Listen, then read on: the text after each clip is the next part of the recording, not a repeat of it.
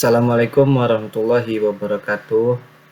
Bismillah, alhamdulillah, amma ba'du. Semoga pada kesempatan hari ini kita selalu diberi kesehatan, jasmani dan rohani, dan selalu kita ada dalam lindungan Allah Subhanahu wa Ta'ala. Nah, sebelumnya saya akan memperkenalkan diri terlebih dahulu. Nama saya Muhammad Fikri Rasulullah, nomor induk mahasiswa 11 2019 1089 dari perguruan tinggi Sekolah Tinggi Agama Islam Al-Azhari Cianjur. Nah, pada kesempatan hari ini saya akan mereview jurnal PTK yang dimana ini menjadi salah satu pemenuhan tugas pada mata kuliah PTK. Nah, jurnal yang akan review yaitu yang berjudul Implementasi Pendekatan Kontekstual untuk Meningkatkan Minat Belajar Siswa pada Mata Pelajaran Pendidikan Agama Islam. Nah, untuk penulisnya itu Siti Maisaro dan kawan-kawan. Nama jurnal tersebut yaitu Jurnal Pendidikan Islam. Untuk tahunnya yaitu volume 1 nomor 3 2020 halaman 283-289. Nah, untuk tujuan pada jurnal ini yaitu meningkatkan minat belajar siswa melalui implementasi pendekatan kontekstual. Jenis penelitian ini adalah penelitian tindakan kelas. Nah, untuk hipotesis pada jurnal ini, hipotesis yang pertama itu nilai pernyataan pada penerapan pendekatan kontekstual terhadap minat belajar siswa berkolerasi negatif karena rendahnya minat siswa. Untuk hipotesis yang kedua yaitu nilai pernyataan pada penerapan pendekatan kontekstual terhadap minat belajar siswa berkolerasi baik dalam aktivitas hasil dalam meningkatkan hasil minat belajar siswa. Nah, untuk kerangka penelitiannya pada jurnal ini yaitu pendahuluan, kajian pustaka, landasan teori, metode penelitian, hasil dan pembahasan, dan yang terakhir yaitu kesimpulan.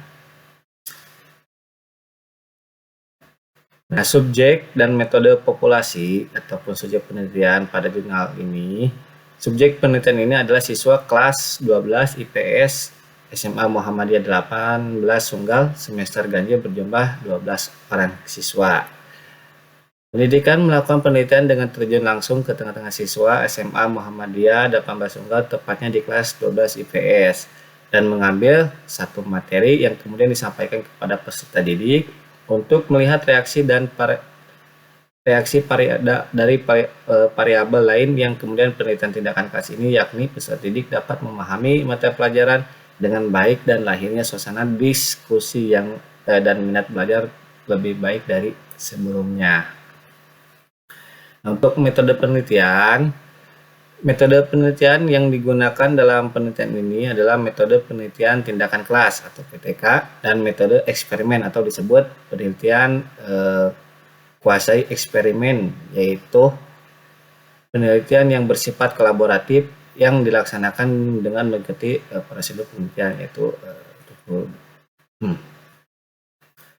Nah, isi pembahasan pada jurnal ini, minat peserta didik dalam belajar dan memahami pembelajaran akan semakin bertambah jika peserta didik menyukai mata pelajaran tersebut.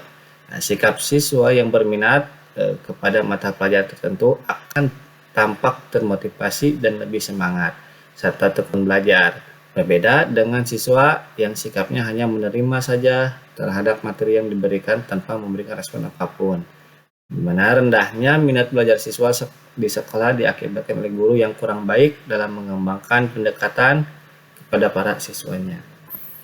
Guru bukan hanya sekedar menyampaikan materi saja, tetapi guru dapat dikatakan sebagai fasilitator dan motivator bagi siswa agar tujuan pembelajaran yang diinginkan dapat berjalan dan dipahami dengan baik.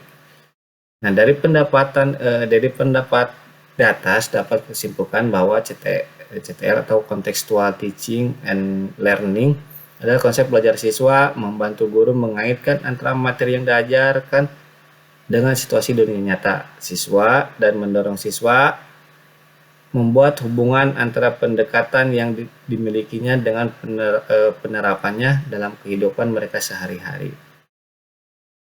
Nah, untuk kesimpulan dari jurnal ini, Berdasarkan hasil penelitian dan pembahasan yang telah diuraikan pada bab sebelumnya, dapat diambil beberapa kesimpulan.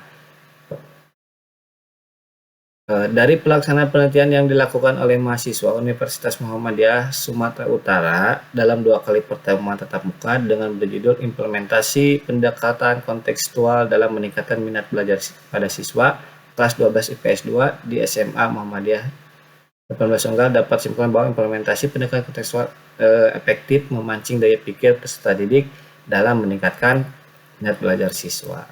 Itu untuk kesimpulan pada jurnal ini. Nah, untuk kelebihan dan kekurangan, yang pertama itu kelebihan pada jurnal ini, penelitian yang dilakukan memberikan hal positif pada hal yang ingin diprediksi. Yang kedua, mencantumkan dasar teori yang kuat terkait judul yang akan dibahas di pendahuluan sehingga pembaca dapat mengerti secara tinjauan teori. Pada jurnal tersebut, yang ketiga, pada jurnal tersebut sudah tertuang gambaran dari pelaksanaan tentang pendekatan kontekstual secara luas. Nah, untuk kekurangan pada jurnal ini yaitu yang pertama, pada pendahuluan banyak menuangkan teori, sedangkan gambaran terkait permasalahan yang diteliti tidak tergambar dan sedikit terulas. Yang kedua itu pembahasan mengenai hipotesis serta sirkulasi PTK kurang jelas. Nah, itu merupakan kelebihan dan kekurangan pada jurnal ini. Nah, jadi mungkin segini yang bisa saya sampaikan terkait nge-review jurnal PTK kali ini. Nah, untuk kurang lebihnya saya mohon maaf bila mana ada kekurangan dari penyampaian ataupun kesalahan dari kata, kalimat maupun dalam segi penulisan pada PowerPoint ini. Mohon maaf karena saya juga masih dalam tahap pembelajaran. Nah, itu untuk yang bisa saya sampaikan. Sekali lagi kurang lebihnya mohon maaf. Assalamualaikum warahmatullahi wabarakatuh.